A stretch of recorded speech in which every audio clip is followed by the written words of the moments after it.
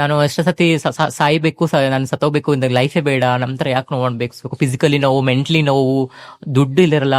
ಈಗ ಹೇಳ್ತಾರೆ ಇವ್ರಿಗೆ ಏನು ಚೆನ್ನಾಗಿ ಕೈ ಕಾಲು ಇಲ್ಲ, ಒಂದ್ ರೂಪಾಯಿ ಕೇಳಕ್ ಹೋದಾಗ ನಂಗೆ ಬೈದಿದ್ದಾರೆ, ನಿಮ್ ಕೈ ಕಾಲು ರೆಡಿ ಇಲ್ವಾ, ನೀವು ದುಡೀರಿ ಅಂತಾರೆ. ಆಯ್ತು ಕೆಲಸ ಕೊಡಿ ಅಂದ್ರೆ 5,000 ಕೊಡ್ತೀವಿ, ಬಟ್ 24 ಗಂಟೆ ನಮ್ಮಲ್ಲೇ ಇರಬೇಕು, ನಮ್ಮ ಜೊತೆನೇ ಇರಬೇಕು ಅಂತಾರೆ ಮ್ಯಾಮ್. ಅಂದ್ರೆ ಅವ್ರ ಎಕ್ಸ್ಪೆಕ್ಟೇಷನ್ ಏನ್ ಮಾಡ್ತಾರೆ ನಮ್ ಕಡೆಯಿಂದ ಅಂತ. ಕೆಲಸ ಕೊಡೋದೇ ಇಲ್ಲ ಮ್ಯಾಮ್, ಸುಮ್ನೆ ಹೇಳ್ತಾರೆ ಕೆಲಸ ದುಡೀರಿ ಮಾಡಿರಿ. ಕೆಲಸ ಕೊಡೋರು ಯಾರು? ಅಂದ್ರೆ ನೀವು ಪರ್ಸನಲಿ ಅನುಭವಿಸಿದ್ರಿ? ತುಂಬಾ ಅನುಭವಿಸಿದೀನಿ. ಅವಾಗ ನಾನು ನಿರ್ಧಾರ ಮಾಡಿದ್ದು, ನಾನು ತುಂಬಾ ಅಂದ್ರೆ ಡೈಲಿ ನಾನು ಕಲೆಕ್ಷನ್ಗೆ ಹೋದಾಗ ತುಂಬಾ ಅವಮಾನ ಮಾಡೋರು, ನೀವು ಗಂಡಸರು, ನೀವು ಸುಮ್ಮನೆ ವೇಷ ಹಾಕಿದೀರಾ ಅಂತ. ಆಕ್ಚುಲಿ ರಿಯಲ್ ಬಲಿಪುರುಷ ಸಮಾಜದಲ್ಲಿ ಯಾರಿದ್ದಾರೆ ಅಂದ್ರೆ ಅದು ನಾವು ಮಾತ್ರ ಮ್ಯಾಮ್.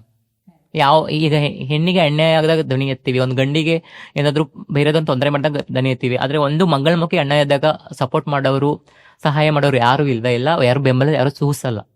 ಅದು ನಮ್ಮ ಸಮಾಜ ದುರಂತ ಮ್ಯಾಮ್. ಅದೇ ಇತ್ತೀಚೆಗೆ ಕೆಲವು ಜನ ಗುರುತಿಸ್ತಿದ್ದಾರೆ, ಬಟ್ ಪಾರ್ಶಿಯಲಿ ಮ್ಯಾಮ್, ಅದು 1% ಜನ ಗುರುತಿಸಬಹುದು ಅಷ್ಟೇ. ಅಂದ್ರೆ ಇನ್ನೂ ಜನಗಳ ಮನಸ್ಥಿತಿ. ಹೌದು. ಇವಾಗ ಕಲೆಕ್ಷನ್ ನಮಗೆ ಬಿಟ್ಟಿರೋರು ಯಾರು? ಇವಾಗ ನಾವು ಕಲೆಕ್ಷನ್ ಮಾಡ್ಲೇಬೇಕು ಅಂತ ಆ ಹುದ್ದೆನ ಸೃಷ್ಟಿಸಿದವ್ರು ಯಾರು? ಅದು ನಾವಲ್ಲ, ಅದು ಸಮಾಜ. ಯಾಕಂದ್ರೆ ಸಮಾಜನ ನಿಮ್ ತರ ಅಂತ ನಮ್ಮಲ್ಲಿ ವ್ಯಕ್ತಿ ಅಂತ ಒಬ್ಬರನ್ನ ಅಕ್ಸೆಪ್ಟ್ ಮಾಡ್ಕೊಂಡಿದ್ರೆ, ಇಷ್ಟೊತ್ತಿಗೆ ನಾವು ನಿಮ್ ತರ ಒಂದು ಪಾಡ್ಕಾಸ್ಟ್ ಮಾಡೋದು ಅಥವಾ ಒಂದು ಜಾಬ್ ಮಾಡೋದು, ಒಂದು ಸ್ಕಿಲ್ ಡೆವಲಪ್, ಒಂದು ಡಾಕ್ಟರ್, ಇಂಜಿನಿಯರಿಂಗು, ಅದು ಇವಾಗೆಲ್ಲ ಆಗ್ತಾ ಇದಾರೆ, ಎಲ್ಲ ಒಂದು ಅಂಗಡಿ ಇಟ್ಕೊಳ್ಳೋದು, ಎಲ್ಲ ತರ ಕೆಲಸ ಮಾಡ್ತಿದ್ವಿ. ಈಗ ಸಮಾಜ ನಮ್ಗೆ ಬಿಡ್ತಾ ಇಲ್ಲಲ್ಲ ಮುಂದೆವರೆಗೆ. ಇವಾಗ ಒಂದು ಸ್ಪೋರ್ಟ್ಸ್ ಅಂತ ಬಂದಾಗ, ಒಂದು ಕ್ರೀಡೆ ಅಂತ ಬಂದಾಗ, ನೀವು ಹುಡುಗಿ ಅಲ್ಲ, ಹೆಣ್ಣಲ್ಲ, ನೀವು ಬಯೋಲಾಜಿಕಲ್ ಮೆನ್ ಅಂತ ಹೇಳ್ಬಿಟ್ಟು ಹುಡುಗಿತರಿಗೂ ಸೇರ್ಸಲ್ಲ. ಇವಾಗ ಮೆನ್ ಜೊತೆ ಸ್ಪೋರ್ಟ್ಸ್ ಆಟ ಆಡಕ್ ಹೋದಾಗ ನೀವು ವೀಕ್ ಇದ್ದೀರಾ ಅಂತ ನೀವು ವುಮೆನ್ ಅಂತ ವುಮೆನ್ ಕಳಿಸ್ತಾರ, ನಾವೆಲ್ಲಿ ಆಟ ಆಡ್ಬೇಕು? ತಪ್ಪಲ್ವಾ ಮ್ಯಾಮ್? ಅದು ಸಮಾಜ ನಮ್ಗೆ ಇಲ್ಲಿವರೆಗೂ ಎಲ್ಲೂ ಒಪ್ಕೊಂಡೇ ಇಲ್ಲ, ಅದು ತುಂಬಾ ದುರಂತ ಆಗ್ತಿದೆ ಮ್ಯಾಮ್. ಇಷ್ಟೆಲ್ಲ ಟೆಕ್ನಾಲಜಿ ಮುಂದುವರೆದ್ರು ತುಂಬಾ ಹೌದು. ಆಮೇಲೆ ಮೆಂಟಾಲಿಟಿ ಇದೆ. ಒಂದು ನಮ್ಗೆ ಮಗುನ ದತ್ತು ತಗೋಬೇಕಂದ್ರೆ ಇಷ್ಟು ಪ್ರೊಸೆಸಿಂಗ್.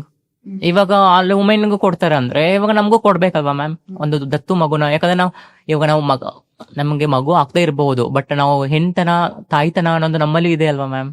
ಹಾಗಾದ್ರೆ ನಿಮಗೆ ದತ್ತು ಕೊಡಲ್ವಾ? ಇದು ಕಾನೂನಲ್ಲಿ ಅವಕಾಶ ಇಲ್ಲ ನಮ್ಗೆ ದತ್ತು ತಗೋಬೇಕು ಅಂತ.